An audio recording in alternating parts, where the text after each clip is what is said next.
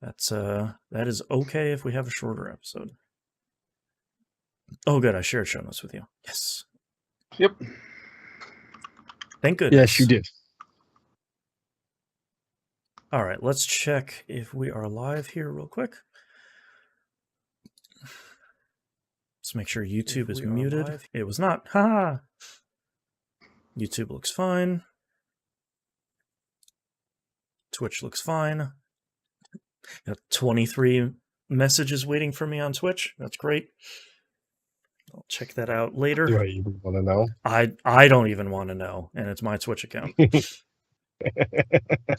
God. All right, are you guys ready to get started? Hey, Feyroor. Sure. Why not? All right, let's get started. I got nothing. That's what we don't have to have everything every week. It's all good. All right, let's get started in 3, 2, 1. Welcome back to another episode of That Video Game Podcast. I'm your host, Boston. Joining me as always is Moonpeer. Howdy. And the Nymph. Hello. Quick programming note here. Usually this is the time where I say, hey, we have a brand new episode of the TVGP Game Club. We won't until next week. I had prior engagements. You want to hear that, go listen to The Outcast. We talk all about the Nightmare Factory that turned into my Saturday. So we'll have that next week. Speaking of The Outcast, patreon.com/E1M1. The ones and numbers. I can get all the cool extra audio episodes and the early access to the other ones.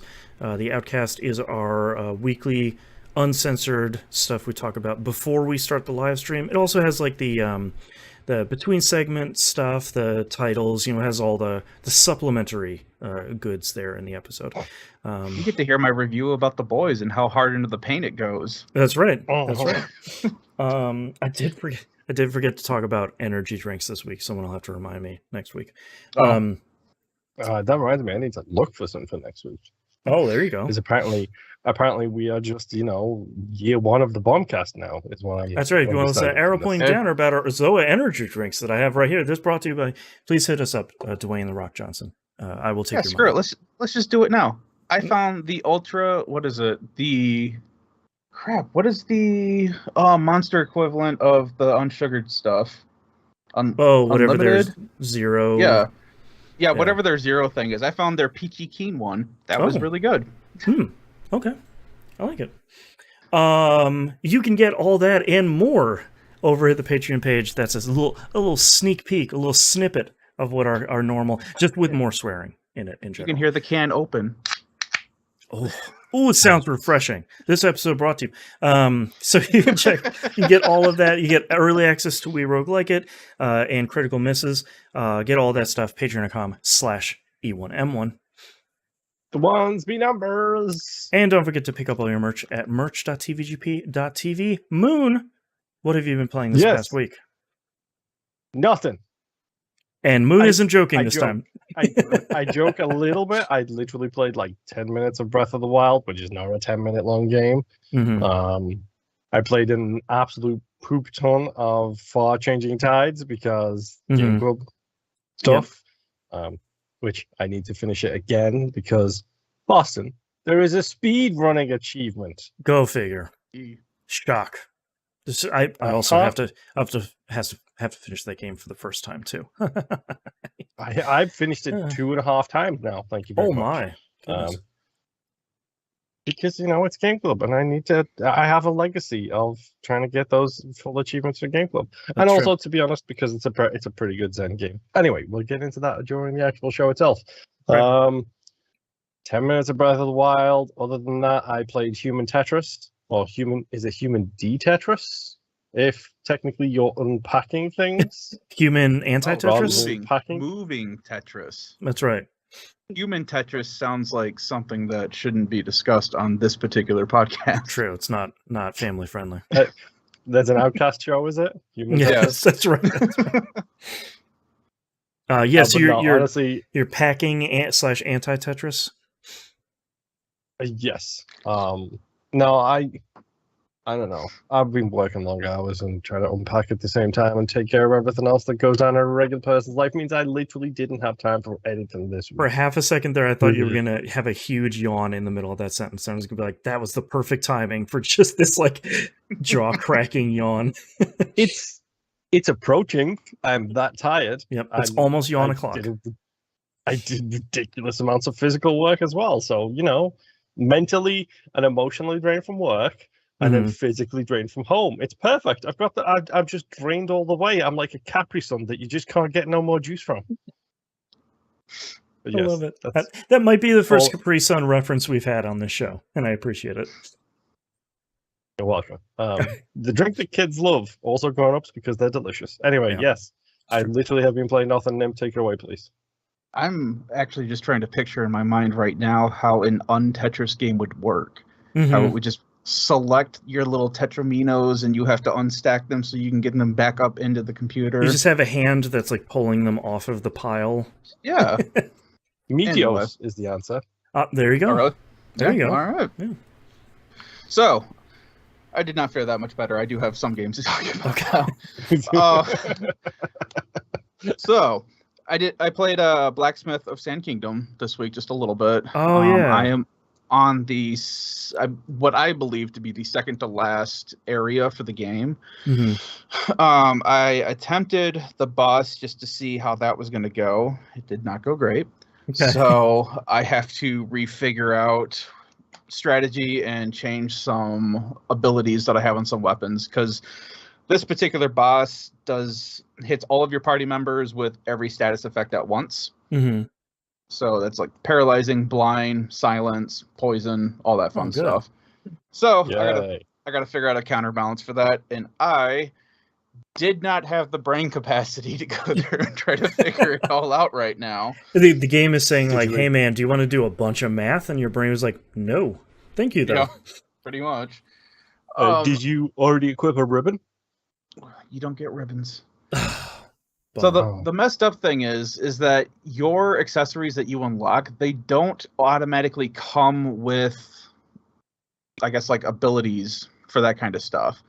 They just increase your stats. So you have to either craft, buy, or find the particular orb that you want to put into any of your weapons or armor, so that way you get that effect. Okay. So if I want to not be blind, I have to find, like, was it the blind orb version 5 and put it into a piece of armor, and that'll give me 100% protection against blind. I see. Yeah. It's not terribly difficult. I just explained to you what I had to do. Right. At that moment, did not want to do it. That's fair.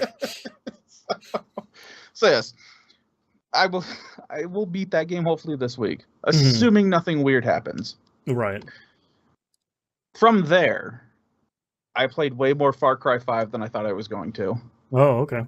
I was telling Moon before we started, I played a game for 4 hours without thinking about it, and then looked at a clock and realized I had played this game for 4 hours.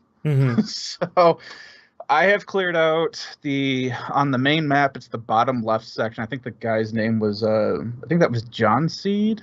Or maybe that's the main bad guy. The guy that has yes all over the place. And he has like the Hollywood sign that just says yes up on the mountain. I know, right? Yeah, I don't remember. Right. Obviously, I'm hitting skip a lot in these story missions. Yeah. But I'm having like a ton of fun. I unlocked a plane, got to fly around, blow up some red silos, and then I was just kind of flying around looking at the game. Like, wow, this is really nice that I can just be up here and fly and not have to worry about anything. Then I bought an attack copter. All right. And continued blowing things up. I found out that this copter has rockets, which when I shoot into a forest where the people are hiding who are shooting at me, I light the forest on fire. All right. So if I don't kill them with AoE from the rockets, I eventually set them on fire. Yes, I am aware this is what a psychopath would say out loud. That's right. That's right. So I'm just going to clip that and say, yes, I'm aware I am a psychopath. Yeah, that's right. I'll just give you a clean bite right here. Yes, I'm aware I'm a psychopath. Thank you. Thank you. We got that take. But it's funny how sometimes, especially with fire, how the physics in this game works, where you catch like a tree on fire and then that's it. And the next thing you know, you accidentally blow up a gas can, and you've got a whole house and all 40 acres around it up in blaze. And it's like, how did that happen? I've got most of the I forget what they're called, but the warriors, the fighters, I have most of them unlocked. I think I just have the bear, the lady with the helicopter. I'm working on her mission right now, and the guy who does like this, shoots off with like these RPGs and stuff. He's like a heavy artillery dude that I have to unlock. Oh, like all your companions? Yeah. The last one I did was a dude with a flamethrower who liked to play really loud music, and then he broke it. And so he turns on, he's got like all these speakers everywhere, and as soon as he turns it on, all these people that are high on bliss come in and start attacking you. They're basically zombies. So then he's like, all right, we've had our fun after you do a certain amount. And I'm up in a helicopter just blowing everything up, having a time. But then it goes on to the next phase of, okay, it's done. Let's cool off. He goes to shut it off, and his switch doesn't work. So now all of a sudden it's your problem that you have to go through and shut everything off. So then I have to land my helicopter, climb up all these ladders. There's one switch next to the dude. He can't be bothered to flip it, so I have to run past him 2 feet to flip the switch so that I can continue on. Right. And I'm being chased by like these zombie things that he keeps lighting on fire. So it's like this weird thing that's happening out of some horror movie. Chased by flaming zombies. Yeah, and we're listening to like disco music while this is all happening. So it's a real weird thing that's going on here. After that, took out the main guy. And I'm slowly branching into the other areas. I haven't decided. There's like I can go after Faith, who is dealing with like all the bliss drug stuff that makes you see weird, crazy stuff. Or I can go after the other guy, who is the military person behind their whole thing. I haven't figured out what I want to do yet. I just been flying around blowing stuff up, and that's been my jam. Yeah. Honestly, that's the best way to approach this kind of game, is to just do whatever you feel like within any given moment. Yeah. It's just don't think about it. So I have come across like these weird periods where it's like I just don't have ammo anymore, and then all of a sudden I've got way more ammo than I can deal with. It's got like this weird influx with economy money too. For the longest time I didn't have any money. Now all of a sudden I've got like $70,000, and I'm like, okay, that works. And my main weapons that I'm running around with is just a regular AR-15 with a silencer and an ACOG on it and an extended mag. That's it for that. The sniper rifle that I have is the was it Blood Dragon from the first Far Cry or the third Far Cry game? Oh, sure. The one that was like the 80s. Yeah. So you know how it had like that grid and it was all neon and stuff? Yeah, the Blood Dragon expansion. Yeah, I want you to picture that as a paint job on a 50 cal sniper rifle with the silencer on it, and there's a ring around the suppressor where it connects to the barrel. That's just a neon light ring. Right. And then on the scope that you look through is also another neon bright ring. They RGB'd this thing. Right. And brought to you by Corsair. During the day, it's stupid and funny. At night, however, it's stupid bright, and they do the thing where it's like if you look at a bright light at night, you've got like the adjustment for the camera. Yeah, that happens a lot when you're trying to look through the scope. At nighttime. Yeah. Great. So that's kind of weird, but yeah, other than that, still it's just a fun plunking around game. It's on Game Pass right now if you want to check it out. And I think it's on sale. I saw in the in-game menu that it's on sale. Oh, wow, okay. I don't know what it's at. I didn't check it. If you're a Game Pass member, it's on sale by default. Okay. So yeah, if you're interested in checking it out, pick it up while it's on sale. It's dumb fun. So it is $15 on sale right now. There you go. Yeah, it looks like it's on the Ultimate sale, which never been a better time to drive an ATV off a cliff and then pull out your wingsuit. Oh, that's the other thing. I still cannot get the parachute wingsuit thing down. It's in that one. It's difficult. It's nowhere near. It was so much easier in the previous ones. Yeah, because when you jump off, you have to fall a certain distance before the button prompt even comes up. And then you have to hold down A on the Xbox before your parachute will open. For your wingsuit, you're just supposed to click left stick. But for some reason, it doesn't work all the time. And I know this by my countless deaths that I have jumping off of things, trying to get either my parachute or my wingsuit to open. Right. Oh, yeah. And the amount of times I like run off a cliff and it's just like, yay! Yay! Every time. I also had an issue where there was like a zipline puzzle that I was doing, and it would do the thing where it's like your zipline would stop above another zipline, and you're just supposed to fall, and it's just supposed to automatically connect you to the bottom zipline. Doesn't happen all the time, and I thought it was because I had to hit like a prompt to, for it to do it. So then I would do it, and then it would confuse the game, thinking that I was trying to open up my parachute, so it just wouldn't grab it anyway, and then my parachute wouldn't open because I would let go. This game is a mess sometimes, especially with physics, but I love it. Anyway, Far Cry 5. Very fun, stupid fun. Nice.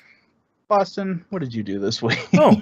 I caught up on the Division 2, the last... So I talked about this a little bit in previous episodes. They do this thing during seasons where they do manhunts. It's like every other week they have like do a little bit of busy work, then go do like a mission to hunt down the bad guys, essentially. And over the season, you do like 4 individual ones of those, and then it kind of leads you to the main bad guy that you've been hunting down to begin with at the beginning of the season. So this week I caught up on the last manhunt I needed, which led me to the final one, which turned out to be incredibly difficult. Which was in kind of a surprising way. I'm not the best player of the Division 2, and I'm certainly not like ultra min-maxing my stats. Like that's Destiny 2. But you clearly should be.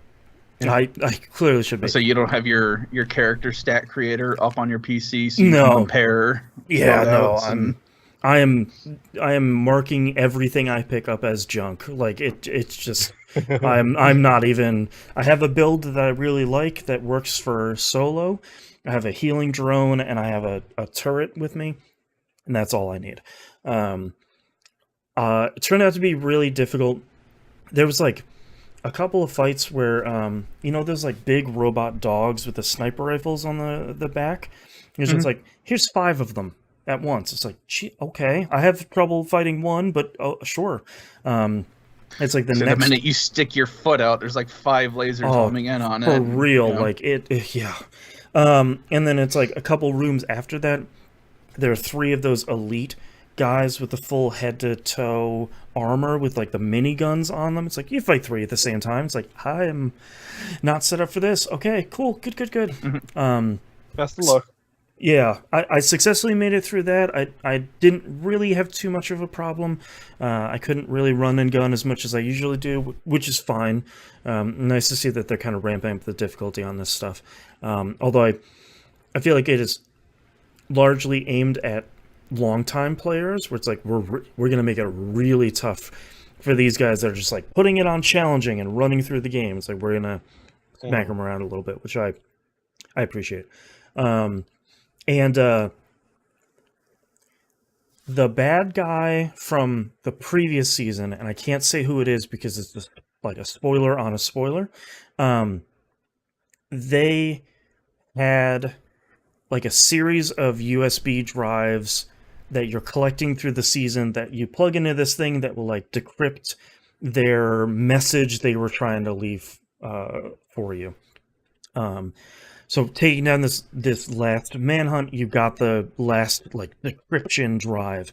Not that I saw, but I'm pretty happy that they're continuing the story. I think the Division 2 is in kind of a precarious spot right now because it's getting handed from one studio, from Ubisoft Massive, who's making like 2 or 3 Star Wars games right now. They have handed the Division 2 off to 3 other Ubisoft studios, which is like the most Ubisoft thing I have heard. So it's interesting to see what state the Division 2 is in, especially with the Division Heartland about to be announced seemingly any day now, which seems to be like their answer to Return to Tarkov.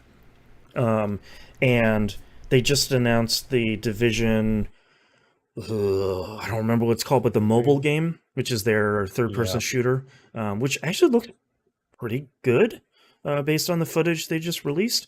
So I will try that with the controller to be sure. But Division 2 continues to be great. It's a game I play like once every couple of weeks, and I play it maybe for like an hour or two, and I go, yeah, I'll have a lot of fun with this. I'll see you in a couple weeks. Which I appreciate. I played as much of The Sims 4 as I could, because man, that is exactly the speed that I am looking at right now. It's a great game. Like, The really Sims continues to be a fantastic game. Shock of shocks. And I don't even have any of the DLC at this point. So like, there's way more stuff for me to check out. I don't have any stuff.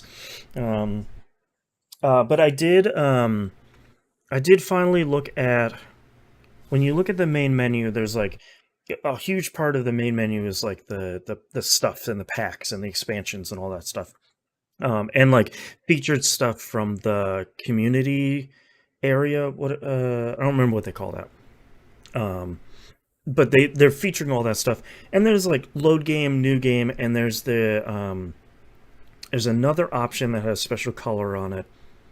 Scenarios, I think it's called. And I was like, all right, I think it's probably finally time for me to check out what that is. And there were a bunch of kind of like challenges for you to go through that are all baked in. Where one of them is like, have your family line last for like 5 generations. I was like, well, I don't really feel like doing that. There was a bunch of other challenges that didn't sound super interesting. But the one I picked was, they had it rated as easy, and they're like, own $1 million. And I was like, okay, yeah, all right, sure, that sounds kind of fun. Let me do that, and I'll like start a new couple for that. What I didn't notice was the but on that. It's, you need to make an own $1 million at one time, but you start with $0. So I go through and I pick my plot and I create my Sims and I set everything up, and it plops me in an empty lot with $0. And immediately they're like, hey, I'm hungry. It's like, hey man, I don't know what to do about that.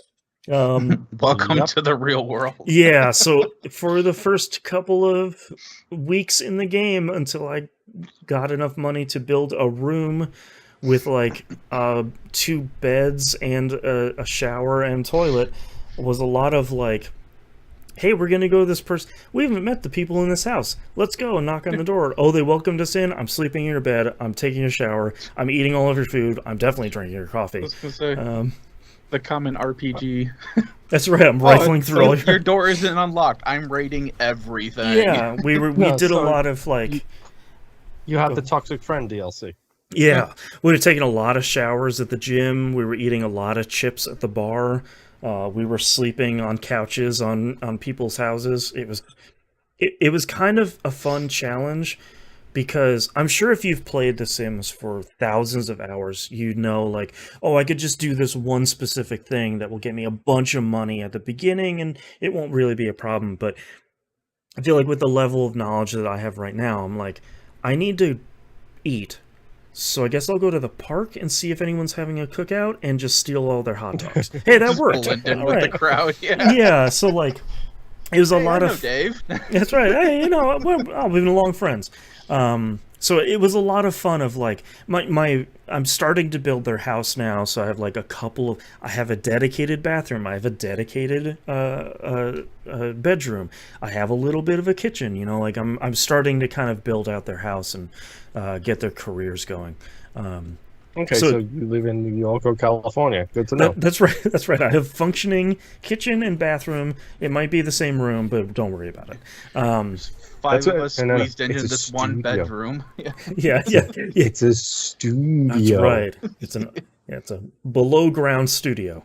So it's been kind of fun, and I like that every room I'm buying, or like every piece of furniture or technology I'm buying, feels like it's a big purchase sort of in game, because it's like, all right, now I can finally buy a TV, so now they can entertain themselves. Like now I can buy a computer so somebody can start programming like web apps, and they can start writing books and stuff, so you start earning some passive income.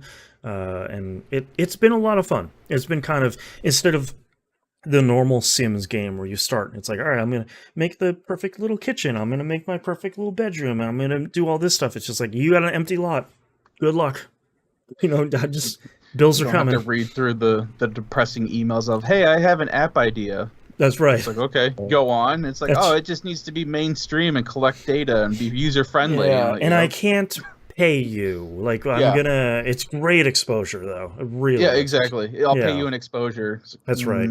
Light this house on fire. Yeah. So that's been a lot of fun. I'm curious to see how big I can make this snowball kind of roll downhill, and see how I can kind of make as much money as I possibly can pretty quickly, because $1 million is in real life a lot of money, but especially in the Sims is a lot of money. So all you have to do is stop eating your avocado toast and you'll be fine. I know. God, these millennials just killing the Sims. And stop using so many streaming services in your empty Oh lot. man, yeah. If only we could, when will we learn? Which, side tangent, and this has nothing to do with video games, I just read an article today that they're blaming the economy being sluggish because millennials aren't spending enough money. Yeah, I retweeted that the other day, which is like, do you want us to order the effing avocado toast or not? Like, really great. I didn't even see that. Because I think anyway. It was another CNBC article of like, those darn millennials. I think I saw mine on like Newsweek or something like that. Oh, yeah. Jesus, make up your minds. Leave Are us, we ruining the leave world us or alone, not? please. We're so tired. Oh man. But the last game I played was the mobile version of Dicey Dungeons. I forgot how friendly this game is when you're unlocking new characters, where you don't need to finish a run with one character to unlock the next one. You just need to play a run as them. So you don't have to finish a run with the thief to unlock the inventor, or the robot is the next one, I think. You just have to play a run as the thief, which is great. I really appreciate that, because this game is difficult enough that I'm not going to finish a run as the thief. That's not going to, and certainly not the inventor. I also forgot how frightfully complicated the witch is. That is something that I have excised from my brain, largely because I forgot that you essentially have like 6 spell slots. Each one is associated to one side of the die. So like if you slot a 2 in your spell book, it casts the spell you have attached to the number 2, and you can put it on the field to then slot dice into that to then have it do something. It's just like, oh god, this is it's like 11 o'clock at night and I'm just playing this in bed, and this is so complicated right now. I remembered the robot, because I remember that being one of my favorites from when we played it on We Roguelike It, which is largely like, you have a meter on the side of the screen and you're pushing a button, and for as many pips as the meter fills up, that's a die you get with the number on. So you fill up, you push the button, it gives you a 4, you get a 4 spit out. You push the button, it says 5, you got 9 total, it spits out a 5. So there's this kind of risk reward for continuing to push that button. I forgot the inventor who gets bored after every fight and decides to take one of your pieces of equipment and turn it into a gadget that like sits on the side of your screen that you can use every turn, which is fine because a lot of times it's just like push this button to do 5 damage. It's like, well, that's great. I don't have to do anything. But you have to make some real Sophie's choices at some fights because it's like, well, you can take this equipment that you really like and turn it into a button that like curses the enemy, which is not that great, or the other one you really like, which hits them with poison damage, which also isn't great. And it's like, ugh, boy, okay, great. So I'm still having a lot of fun with Dicey Dungeons. The mobile version is really great. It runs really well. I haven't run into any of the new content yet, the reunion stuff, I think it's called. So I'm excited to get to that. I'm also excited to get back into the episodes for each character because I remember each one of those having kind of unique mechanics or unique rules that kind of twisted a lot of the game on its head. I remember liking that a lot. So I'm excited to play that. We'll see how far I get into it before another large mobile game comes out this week that I'm staring down the barrel of in a concerned way. But we'll talk about that in releases. But yeah, again, Dicey Dungeons, great on PC, great on Switch, great on mobile. It's $5 on mobile, which seems like a steal for how much stuff is in this game. And it's great. I can't recommend it enough. It's 2 thumbs up. And I forgot how great the writing is, too. The Lady Luck cursing everybody and them wishing for their heart's desire, which is great. All right, that's all I've been playing this week. Let's take a break. Go. Oh, man. Okay. Oh, figured Yes. you guys might appreciate that. Yasugami Nice. High, what's up? That's great. The Yasugami High personas. That's really good. Man.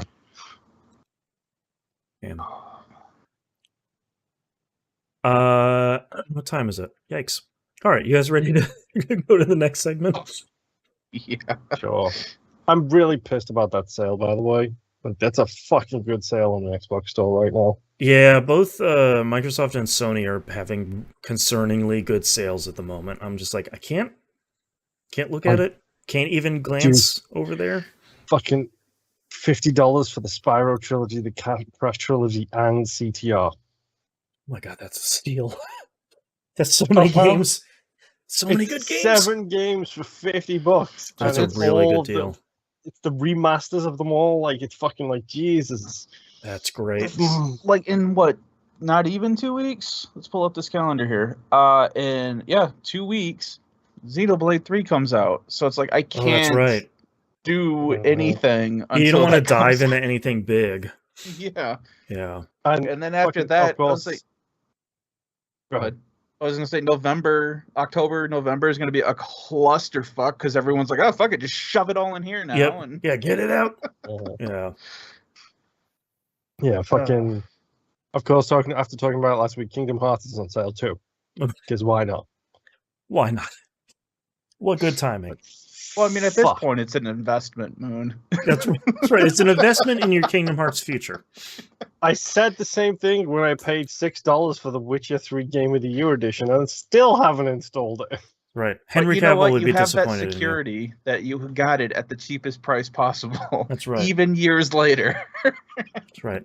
Henry Cavill will understand. He'll make it there eventually. Yeah. No, he won't. That's the problem. That's right. He wants you to read the books, Stargate. Too. Yeah, exactly. That's right. All right, let's get started in 3, 2, 1. Let's talk about releases for the week of July 18th, 2022. As Dusk Falls comes out on Xbox One, Series consoles, and PC. This is Game Pass day and date. If you haven't seen this, this is the visual novel kind of rotoscoped watercolor painting thing. Yeah, like adventure-y travel thing. You have probably seen it. They showed it. Microsoft was pushing it pretty heavily at Not E3 this year. So you have probably seen it at some point. I have this preloaded because I think it looks cool and it looks like it's right on my alley. So we'll see how it turns out. The concerning mobile game I was talking about in the last section is Into the Breach. Comes out iOS and Android. A reminder: this is a Netflix game. So if you are subscribed to Netflix, go find it somewhere in the Netflix app, and then you will be able to download it. Or the store. It sounds like you just search for it through Netflix and then click on the link, and then it will send you to wherever. HTTPS super secure. Yeah, that's right. Totally not fake.com. Tiny so URL. If you haven't played Into the Breach, it is, I think, in our top 5 on the We Roguelike It games of all time list. I have it open. No, it's top 10. Okay. Still, out of like 50-something games, it being in the top 10 is really great. Into the Breach is really great. It's one of the...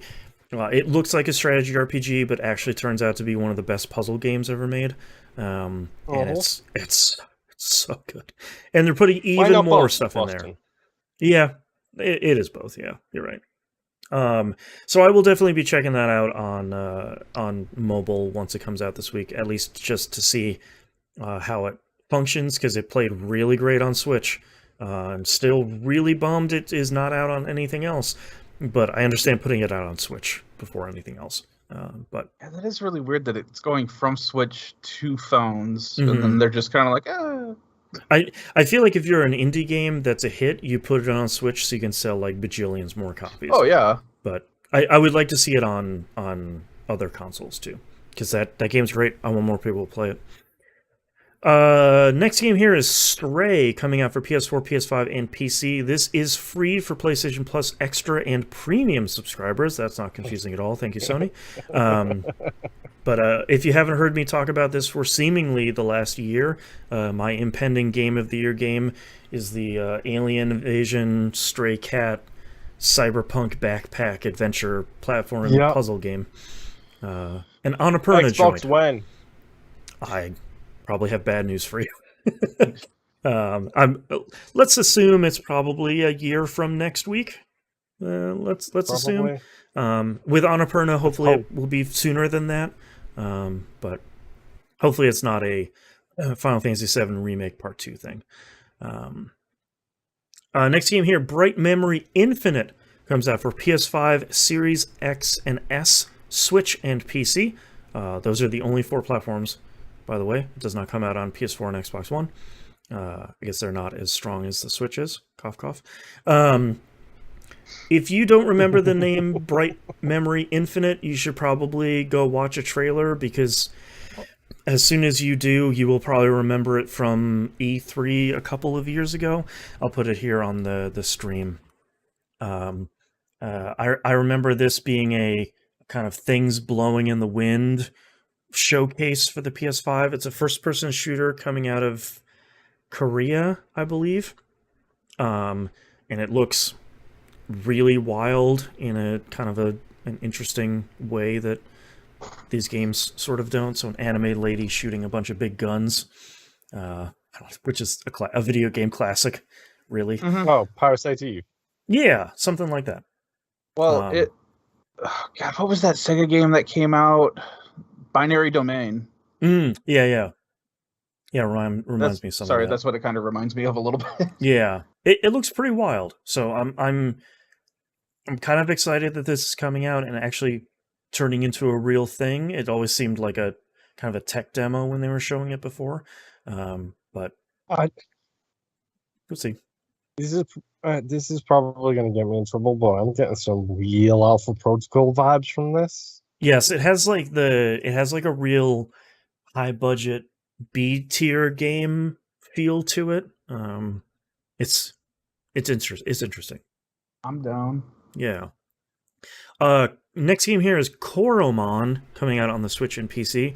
It's this kind of burgeoning subgenre of monster collecting, a game where you might want to catch them all, something like that. It's one of those incredible looking pixel art. I hesitate to call it a kind of a Pokemon-like, because it seems like all of these kind of monster taming, monster capturing games have their own kind of spin on it. It's not just exactly Pokemon, but you kind of know, if you have seen Pokemon ever, you kind of know what you're getting into. Yeah. Live a Live comes out on the Switch, which is still an absolutely wild idea that is coming out here in the West. It's another Square HD, what is it, HD 2D, 2D HD, whatever that engine. Yeah, they don't want to call it 2.5 because it's not really, but yeah, it looks like Octopath Traveler. Yeah. Which I think probably going to be. Oh, go ahead. I think also the Octopath mobile game is coming out in the US this week. I forgot to write that here in the show notes. Remember, it's a gacha game, so if you don't like gacha games, don't download it. Yeah. But Live a Live is cool. I played that back on the Super NES. Remember years ago, it's really cool. It's neat to be able to pick which order you want to do the stories in, and I like the different storytelling kind of methods they have for each one of the stories. This will probably end up having to be a game that I buy so that I just have the physical version of it again. Right. Whenever you're ready to pop it in. Get to it from like 3 years from now. You get to it in like February of next year, where it's like, what should I play? Oh, hey. Baldur's Gate Dark Alliance 2 comes out PS4, PS5, Xbox One, Series Console, Switch, and PC. Very happy that's coming out to consoles so people can experience that. Like a CRPG classic in every meaning. That's just an incredible, super packed, fantastic game. I hope this version is solid and free of bugs, because I think the other stuff turned out pretty nicely, right? When it came into consoles, like all these other kind of classic CRPGs turned out all right. The original, like Baldur's Gate, Neverwinter Nights, those releases are fine. I've got like the whole stack sitting over here. Right. Yeah. Any day now. The only crap one that came out was that last Dark Alliance-ish game. Yeah, the third person beat 'em up. Yeah. But this one was like almost like a shadow drop, because it was just last week that they confirmed that it was coming out. Yeah, they're like, we forgot to mention. Yeah, that's coming out to everything. It's like, oh, that's okay. Yeah. That's why I threw it in the Discord, because when I was reading the article, I'm like, oh, okay, cool. They're still doing this. And they're like, July 20th. And I was thinking like 2023. No, this year. Yeah, next week. Just a couple days. Yeah. And lastly, Capcom Arcade's second Stadium comes out PS4, Xbox One, Switch, and PC.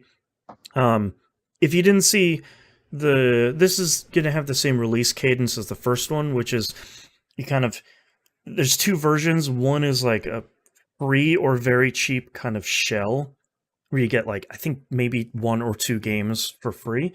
Or you can buy the like $30 or $40 thing that comes with all the games. Or you can just buy games as sort of a la carte as you want to go. These collections have always seemed fine, but they never have enough games where I'm like, I'd really love to play X, Y, and Z a lot more to purchase them. All right, let's move on to news stories. Oh God. So this one's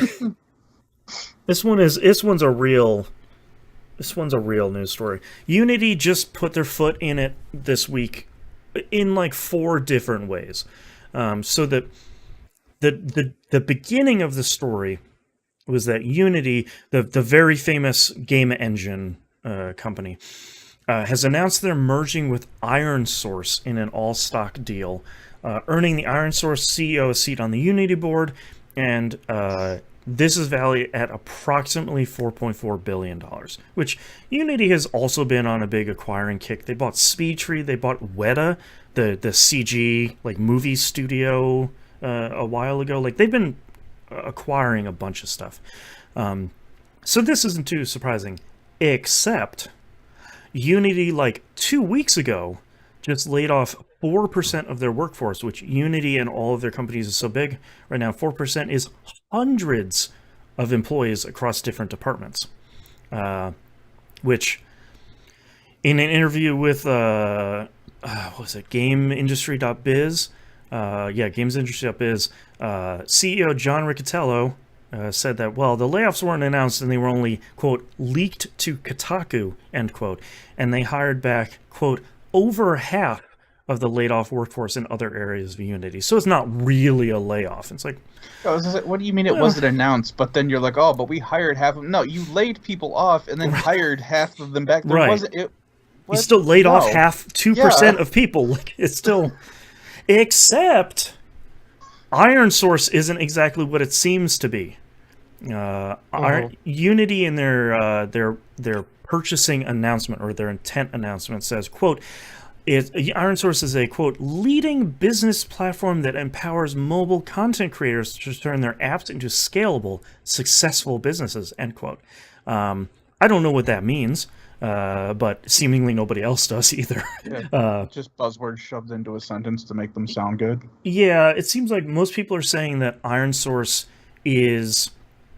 it can help you build monetization avenues within your mobile games. So, like NFTs. We'll get into NFTs in our third news story. But so that sounds already not great. A lot of Unity developers are like, well, I don't really want like my like JRPG I'm making for Windows to have a bunch of like monetization and ads shoved into it. Yeah. Except we found out later that Iron Source is responsible for Install Core, 2010's Install Core. Those of you who also worked in IT probably remember this being an internet-based installer that just was used to install nothing but really malicious malware. It's flagged by nearly everybody as some pretty aggressive malware, including Microsoft's anti-spyware software. Iron Source claims they spun the software off years ago because of course they did, and they kind of played victim, saying like, well, I mean, we some bad actors took advantage of our world-class software, and our reputation is still recovering from it. It's like, yeah, okay. And what have you done to increase your reputation? Yeah. Besides all the sudden NFTs in your video games? Yeah. Yeah. Isn't that what guys wanted?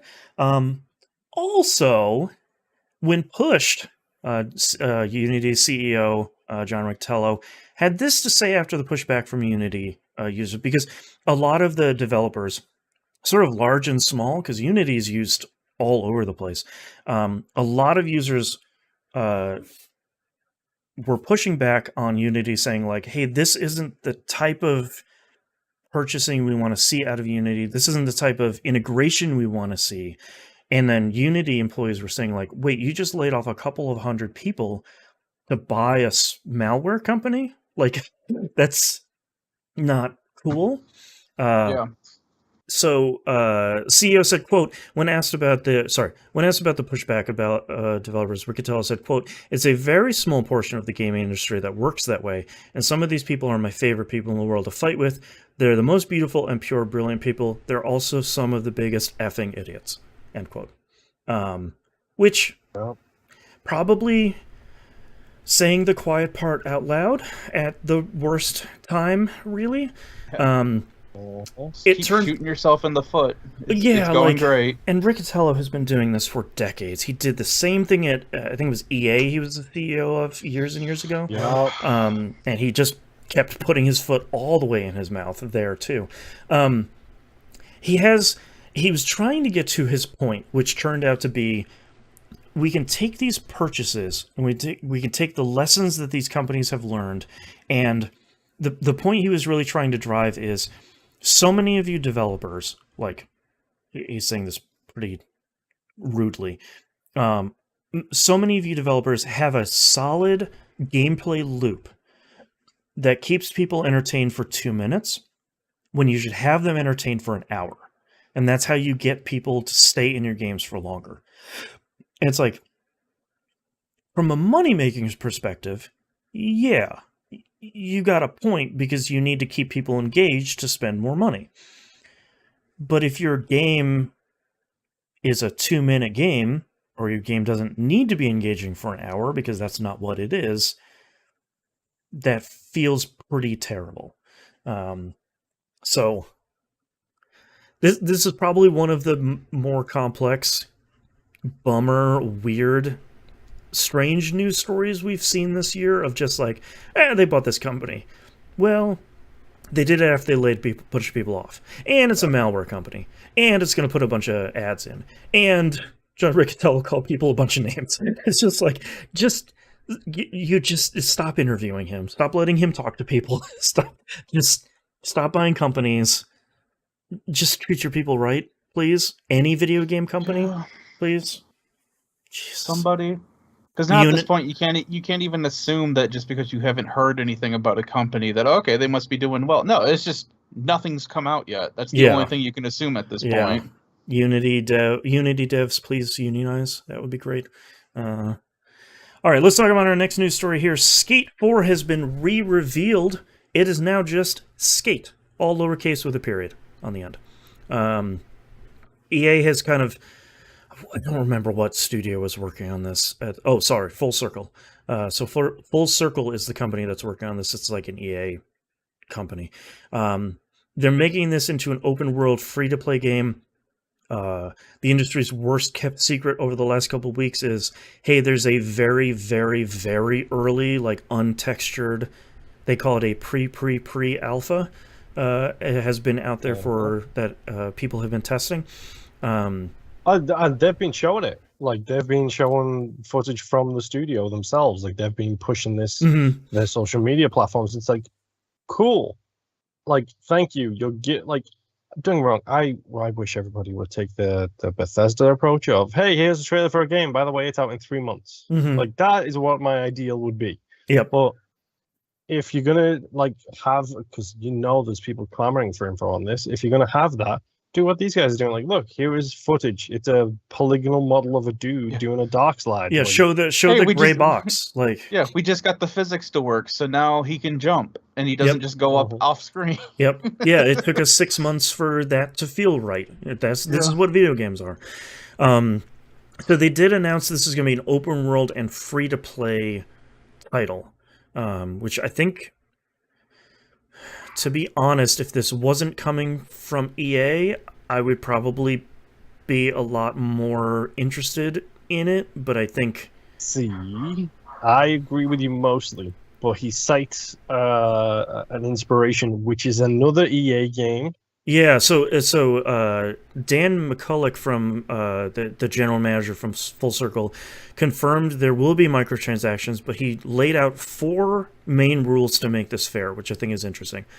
No pay to win, no map areas locked behind paywalls, no paid loot boxes, and no paid gameplay advantages.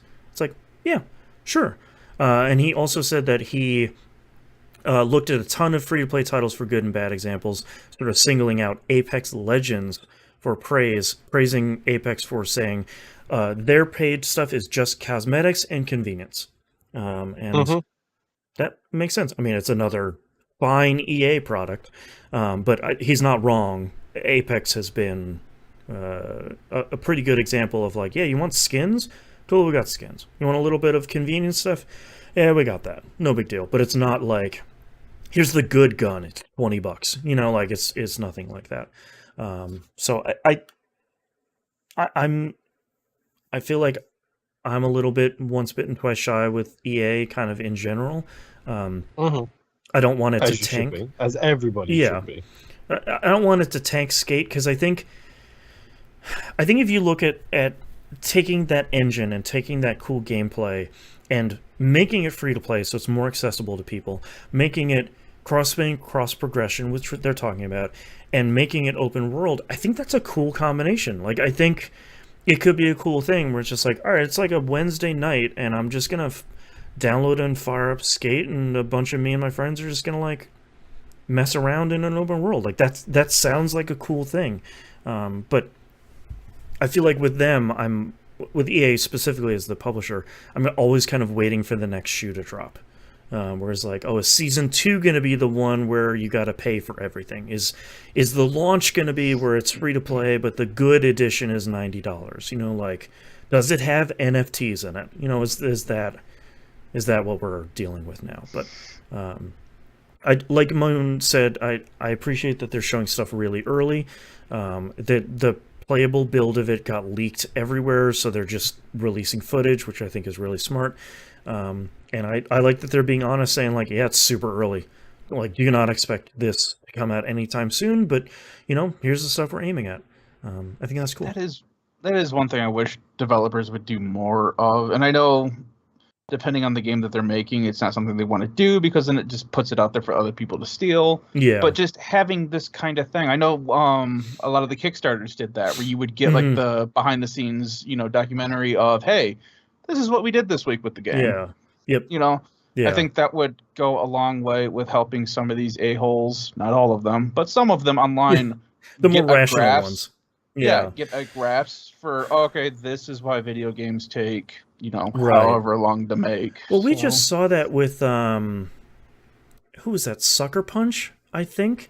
Put out a statement. That was one of them.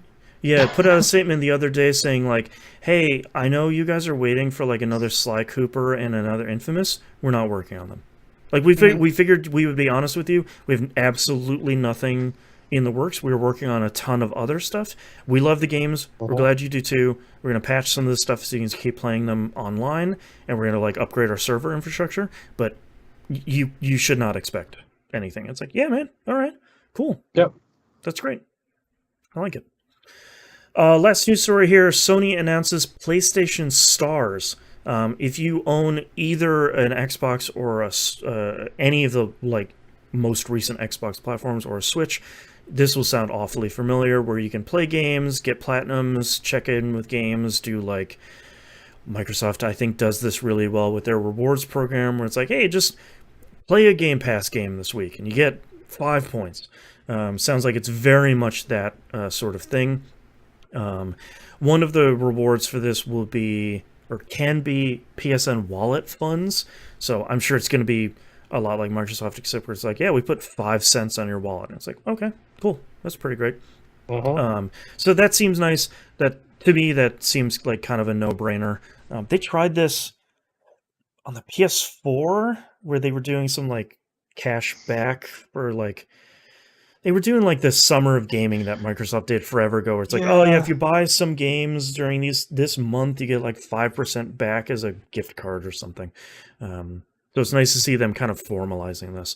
Because I know they talked about doing something like that back on the PS3 when trophies were first starting to come out. When they were trying to emulate what Microsoft was doing with achievements, they were doing the same top that Microsoft did, where it's like, oh, you unlock this achievement and you get this thing, which everyone did for like a hot second, and now it doesn't exist anymore. It's a bummer. I still have that your cool avatar skin going. Yeah, I have that cool scarf from Alan Wake. My Microsoft role points beg to differ. Thank you That's very right. much.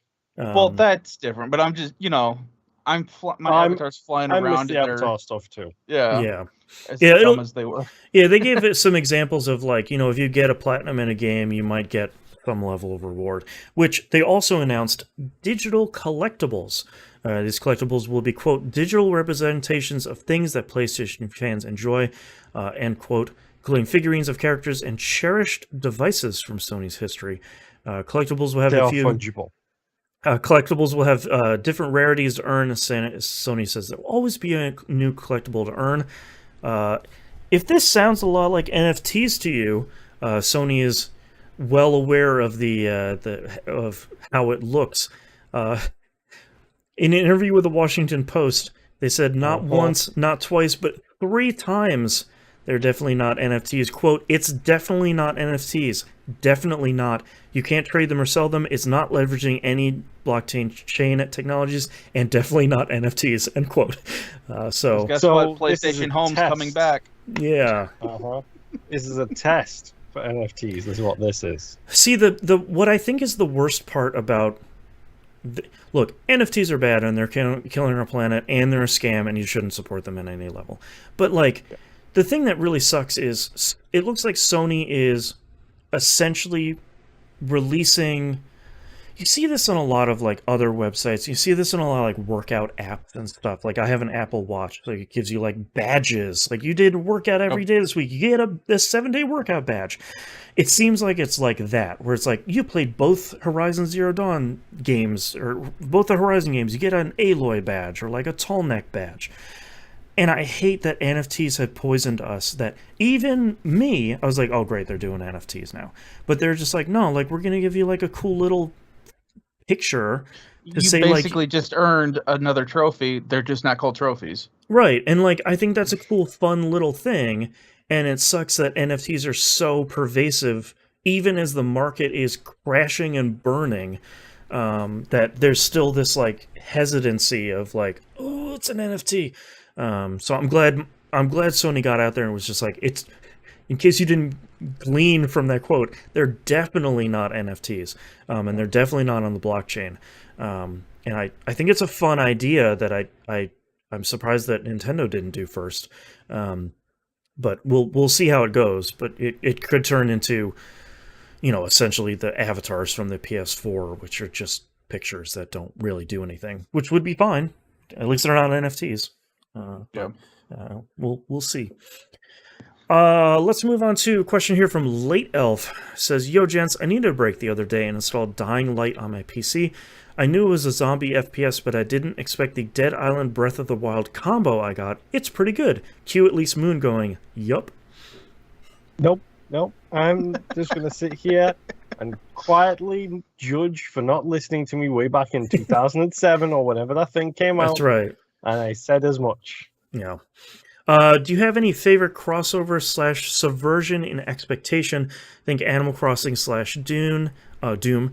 Mavis Beacon typing tutor / typing House of the Dead in Typing the Dead, or that Wii roguelike suggestion, the Texorcist, which is the typing / bullet hell bit of madness. So let me tell you about a little game called Bullets Per Minute, which is the original rhythm-based first-person shooter roguelike. Thank you very much. Right. Hell, Metal Rising, whatever the hell it's called. And doesn't have Surge, the NFT slinger, on its soundtrack. Surge is a flavor of Mountain Dew as well, I believe. That's right. No, it's its own Coca-Cola product. That's right. God, it's a delicious product line all by itself. Because you really want to know how I know that? Yeah. No. Because it was originally a product that came out, early 2000s, that was everywhere. Then it went away. Then Coke bought the rights for it and re-released it as a joke, which got popularity, which you could now get at Burger King. It was at least one here of those, in Michigan. It was one of those things too, where I think it was like really hot when we were like preteen, tween kind of age. Is this one of those boozy energy drinks as well? No. This was just before energy drinks, where it was the whole idea of let's just pump it full of sugar and people will buy it. I think its marketing was like, hey man, do you want to get messed up on caffeine? Drink a Surge. And I think we were all like 11 and we were like, yes, this is the dream. Around the time that Crave candy came out and the test tube sugar things came out. And, my God. Foodcast. Yeah, God, what other... Yeah. Crypt of the Necrodancer. I was going to say... Another fantastic one. Especially... Breath of the Wild, Link's, whatever the... Oh, the Zelda one. Especially when the big selling point Cadence of Hyrule. Ah, there it is. Thank you. The big selling point of Necrodancer originally was like, you can play it with a DDR pad. And I was like, that's not a thing I'm ever really going to do. And I think the marketing got lost of like, no, you can play it with a DDR pad, but you don't need to. You shouldn't. Yeah, you probably shouldn't. That's right. Those dragons hit pretty hard. Gosh, what else? I feel like the Typing of the Dead is like an all-time classic of like, oh yeah, they're coming out with a new House of the Dead game, but you use the Dreamcast keyboard, and it's like, for what? For typing chartreuse, and then that shoots a zombie? Okay. That's sure, cool. That's great. God, my shock when I saw one of those as an arcade machine. Yes. Yep. DDLC. Yeah, Doki Doki Literature. I cannot speak anymore. You know that one. Yeah, man, that's a good one. The visual novel that wasn't. Specifically, the newer version, that the plus, because it has all that extra out of game content for you to dig through and find extra stuff. Yeah, I would love to get back into that game if I didn't already know the horrors that are waiting around the corner. The horrors that lie within. Oh man, what else do we have that's kind of? I feel like we're missing something that's really big. There is Undertale, which I have not played, which from what I understand, that is a JRPG. There isn't. Yeah, that's true. It's an Earthbound homage that's a bullet hell avoidance game. Yeah. Maybe like Dragon Quest Rocket Slime. We never got any of the ones here in the US other than the first one, but it turned out to be this like turn-based giant like rocket like mecha versus kaiju sort of battling game. It was wild. Rocket Slime was so good. We definitely missed one. Okay. There's Frog Fractions. There you go. Frog Fractions. Yeah, you want to talk about a game that isn't what it is just Frog Fractions and its sequel are both wild things. Insane. Yeah. Dragon's Dogma 2. It's mix of Dark Souls / Monster Hunter. Yeah, that's true. It's true. And on that same vein, Dead Rising 1. Yes. The game that reintroduced me to roguelikes before it even had a name. Yeah. Yeah, man, like a secret roguelike that people got suckered into because it was like, yeah, look at all these zombies. There's 32,000 zombies in this mall. You can kill them all. Did you guys already play that on No, it's on the list. Nope. Oh, okay. Yeah. Looking forward to it. I remember liking that game a lot on the 360, and I haven't been back to it since. I still got like 4 achievements I can get in that game, so I'm just saying. Is it the one where it's like kill 5 million zombies or no? The genocide I did that one.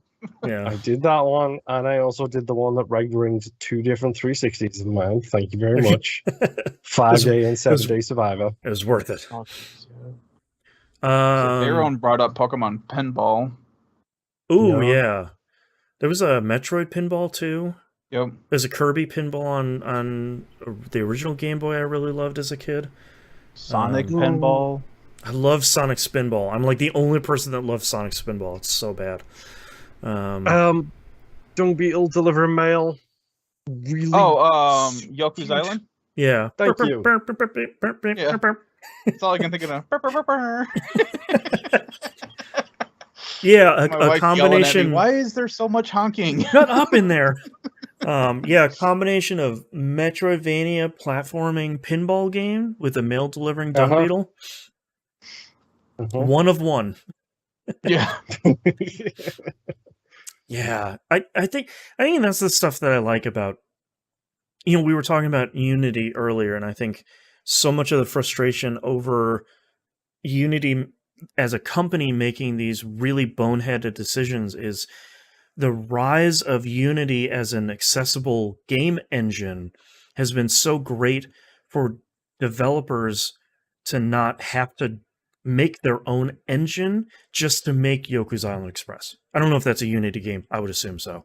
But like they don't have to make an engine from scratch just to make this incredibly goofy idea they have, and it turns out to be like a 10 out of 10 Metroidvania pinball thing. I think that's what a lot of people are really disappointed by. Yeah. That's a good example. One last one. Sure. Resident Evil 7.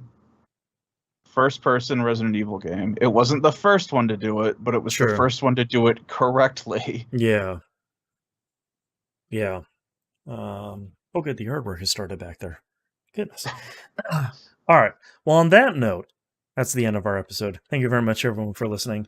If you'd like to visit us, you can do so at tvgp.tv. Everywhere to find and follow us is on the right-hand side of the page, including links to merch.tvgp.tv, where you can buy all of our fantastic t-shirts.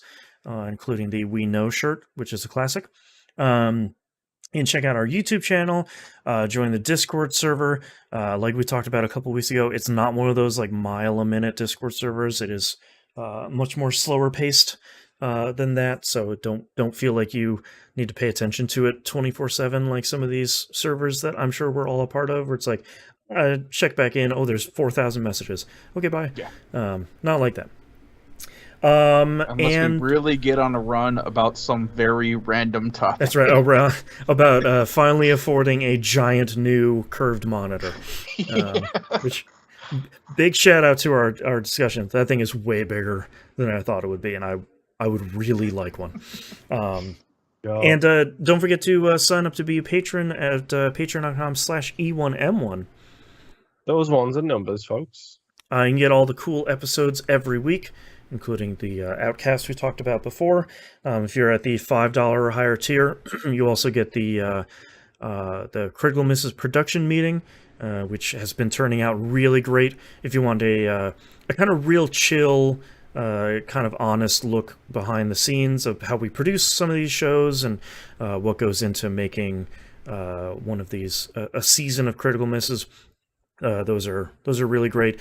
We recorded yet another incredibly long one, so if you want another hour and 15 minutes of just Moon and I talking about a spreadsheet, it turns out it's way more exciting than it sounds. No, it's not. Don't lie to them. Two dudes in a spreadsheet. That's right. Those episodes are great. You can go get all of those and more over there, and you support the show financially over at patreon.com/E1M1. Ones equals numbers. And if you can't support us financially, totally understand. Best way to support this show and every other show and video that you like watching is share on social media, tell your friends, rate us 5 stars wherever you listen. All of that stuff genuinely does help a ton. We hope you enjoyed listening to this episode, and we'll see you all next week. Bye. Bye. All right, let's do titles. What do you have, Nimp? I have 3. Okay. I Am a Psychopath. Okay. I Didn't See the Butt. Okay. And Pay You in Exposure. Moon, what do you have? Human D Tetris, Like a Capri-Sun. Yay! Good or bad, I'm not sure. I don't have any stuffs. $0. Toxic Friend DLC, and As Everyone Should Be. I like Toxic Friend DLC. I've missed that. DLC. I have It's Almost Yawn O'Clock. I Am a Psychopath, Like a Capri Sun. I don't have any stuffs, and Toxic Friend DLC. A Toxic Friend DLC I feel like is maybe my front runner. I think that's probably the standout one. I also I don't have any stuffs. I like that one too. Honestly, $0 because it's appropriate for the show. That's true. Yeah, I'm good with Toxic Friend. Yeah. I'll circle that one. Toxic Friend DLC. I'm ready. Trying to think of something appropriate. The Evergreen Challenge. Yeah. Okay, I'm good. All right, let's get started in 3, 2, 1. This is That Video Game Podcast, episode 769 for July 18th, 2022. Toxic Friend DLC. Dibs on stomping around all night. Why do I have to pay to be able to pay a mooch? All right, thank you very much, everyone, for listening and watching. We greatly appreciate it. We hope we'll see you next week. Bye.